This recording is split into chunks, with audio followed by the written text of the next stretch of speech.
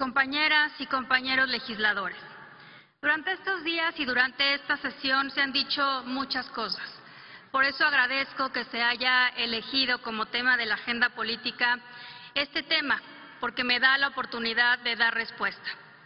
Nada más alejado de la verdad que yo actué en uso de mis atribuciones de forma partidista y que he faltado a la imparcialidad y a la institucionalidad a la que estoy obligada al haber acudido a la Suprema Corte de Justicia de la Nación para pedirle que revise la constitucionalidad del acuerdo que emitiera el Poder Ejecutivo el pasado 11 de mayo para desplegar nuevamente a las Fuerzas Armadas para auxiliar en tareas de seguridad pública.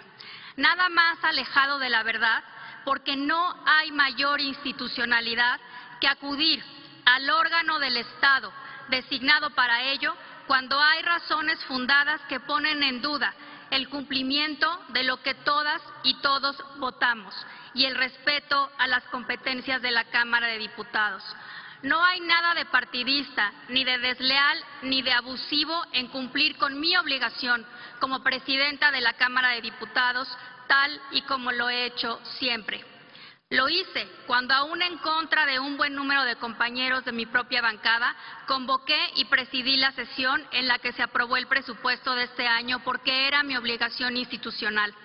Lo hice cuando el grupo parlamentario mayoritario promovió la presentación de una controversia constitucional en contra del INE por un acuerdo que presumiblemente atenta contra la facultad de la Cámara de Diputados en materia de remuneraciones de los servidores públicos. Y lo hice ahora porque, de nuevo, hay razones fundadas para considerar que hay una invasión de facultades del Congreso y que el acuerdo del Ejecutivo no es congruente con lo que establece la Constitución.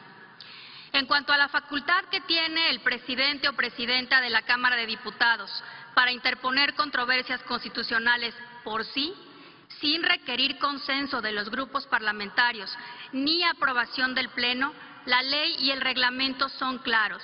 Y existe esa facultad de esa manera precisamente porque no siempre es posible alcanzar consensos entre los grupos, ya sea por visiones jurídicas o políticas distintas. Y aún así, el presidente o presidenta de la Cámara no está exenta de su obligación de cumplir y hacer cumplir la Constitución y de velar por los intereses de la Cámara.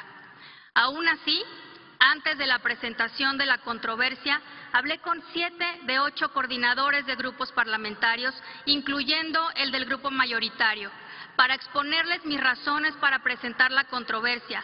Les compartí el documento y no tuve, por parte de ninguno, objeción o petición de no presentarla. Por eso, extraña que se repita una y otra vez que no haya conversado sobre esto con la y los coordinadores parlamentarios. Pero el debate, compañeras y compañeros, no debería ser sobre si la presidenta de la Cámara pidió o no pidió permiso a la Jucopo o a la mayoría para que pida que se revise si se está cumpliendo con la Constitución o no, porque es claro que bajo la ley y el reglamento eso no es indispensable. El debate real es si bajo el acuerdo emitido por el Poder Ejecutivo el pasado 11 de mayo, las Fuerzas Armadas tienen certeza jurídica en su participación en tareas de seguridad pública. Ciertamente, el constituyente permanente facultó al Poder Ejecutivo para desplegar a las Fuerzas Armadas a fin de realizar tareas de seguridad pública, pero también determinó cómo debe hacerlo, al establecer 5 parámetros retomados de la sentencia del caso Alvarado Espinosa, emitida por la Corte Interamericana de Derechos Humanos y de la propia sentencia de la Suprema Corte de Justicia de la Nación, que declaró inconstitucional la Ley de Seguridad Interior. La primera, además, establece que la participación de las Fuerzas Armadas en tareas de seguridad pública debe estar regulada mediante leyes, por lo que un acuerdo administrativo que de facto funciona como ley no es el instrumento jurídico adecuado, y de ahí deriva la presunción de invasión de facultades del Congreso.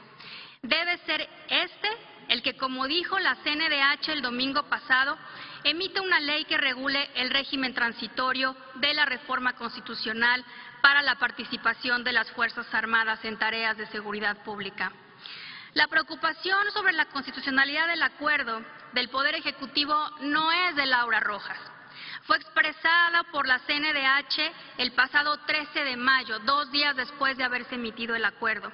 Y cito: en opinión de esta Comisión Nacional de Derechos Humanos, el acuerdo por el que se dispone de la Fuerza Armada Permanente para llevar a cabo tareas de seguridad pública de manera extraordinaria, regulada, fiscalizada, subordinada y complementaria es insuficiente respecto a la determinación del contenido de los términos extraordinaria, fiscalizada, subordinada y complementaria, con lo que se falta al principio de certeza jurídica, pues no se tiene claridad sobre los supuestos en los cuales cabría la actuación de la Fuerza Armada. Por su parte, la Oficina del Alto Comisionado para los Derechos Humanos de la ONU también se manifestó en relación a que la condición extraordinaria en el acuerdo no está suficientemente desarrollada, ya que establece una relación de coordinación entre las autoridades civiles y militares en vez de una de subordinación como lo establece la Constitución.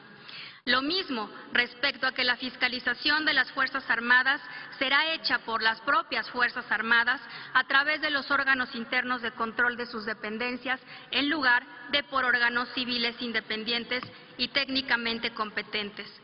Las mismas consideraciones nos hicieron llegar un grupo de 17 organizaciones de la sociedad civil, en su mayoría de izquierda, compañeras y compañeros, encabezadas por Amnistía Internacional y 39 de los juristas más destacados del país, del CIDE, la UNAM, Flaxo, el ITAM, la Universidad Iberoamericana, la Universidad de Arizona y la Universidad de Georgetown, quienes expresamente solicitaron a la Jucopo y a mí, en mi calidad de presidenta de la Cámara, la presentación de la controversia. Así que, compañeras y compañeros, mi decisión de ninguna manera fue arbitraria, sino sólidamente fundada en la ley y en la razón.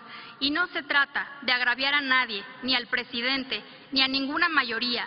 No se trata de obstaculizar, sino de darle a las Fuerzas Armadas lo que han pedido durante 10 años, certeza jurídica.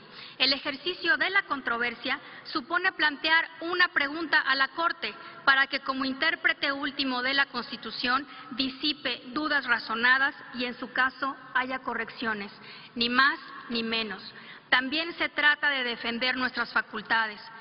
No deberíamos usar doble rasero para decidir presentar una controversia en contra del INE o en contra del Poder Ejecutivo solo porque se trata del Poder Ejecutivo.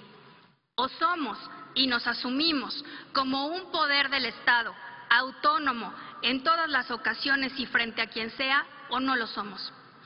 Este debate, compañeras y compañeros, es en realidad sobre la dignidad del Poder Legislativo. Concluyo en un momento, Presidenta. Donde unos ven un desafío y hasta un golpe de Estado, yo veo un medio institucional para fortalecer a las Fuerzas Armadas, y en una democracia hacer uso de esos medios institucionales es la normalidad. El propio presidente López Obrador lo dijo hace un par de días: no debemos alarmarnos, son los procedimientos establecidos. Y así que la Corte decida es lo mejor en este caso.